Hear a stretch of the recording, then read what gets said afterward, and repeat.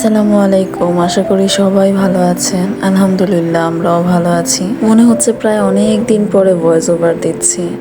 তো সেই দিন এখানে বেড়াতে গেছিলাম। এই জায়গাটার নাম সিন্দুরিয়া। এখানে এর আগেও অনেকবার যাওয়া হয়েছে। এই জায়গার এই রোডটা আমার এত ভালো লাগে, যখনই আসি মানে একটা ঠান্ডা ঠান্ডা বাতাস থাকে আর খুব সুন্দর একটা ওয়েদার। তো বাইক থেকে সেদিন ভিডিও করছিলাম। আমি নর্মালি কখনোই বাইক থেকে ভিডিও করার সাহস করি না। তো বাসার সবাই গিয়েছিলাম, আমি আর ওর আব্বু বাইকে ছিলাম আর বাকি সবাই রিক্সায় ছিল। তো এখানে আমরা অনেক আগে পৌঁছে গিয়েছিলাম, তো পিছনে ওদের জন্য ওয়েট করছিলাম। এখানে বসে বসে ভিডিও করছিলাম আর আমাদের মাথার উপর দিয়ে তখন একটা প্লেন উড়ে যাচ্ছিল। সারাদিন এত গরম থাকার পরেও বিকালে ওই টাইমটায় খুব সুন্দর একটা আবহাওয়া ছিল। তো এখানে এরকম অনেক ছোট বড় ওপেন দোকান আছে।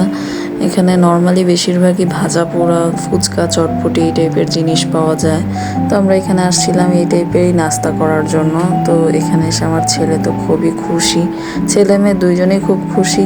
আমরা এখানে আসতে আসতে প্রায় সন্ধ্যা হয়ে যায় এরকম। আসলে বের হতে অনেক দেরি হয়ে গেছে, কোনো প্ল্যানই ছিল না আসার, হুট করেই মানে রেডি হয়ে বের হয়ে গেছি।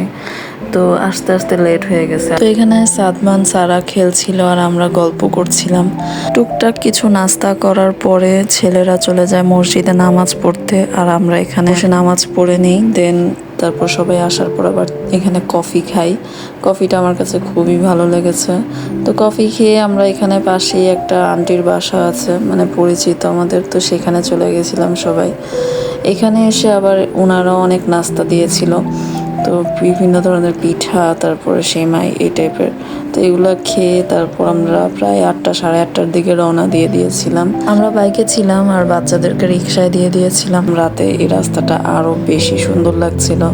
তো এই তো আজকে এই পর্যন্তই। সবাই দোয়া করবেন। আল্লাহ হাফেজ।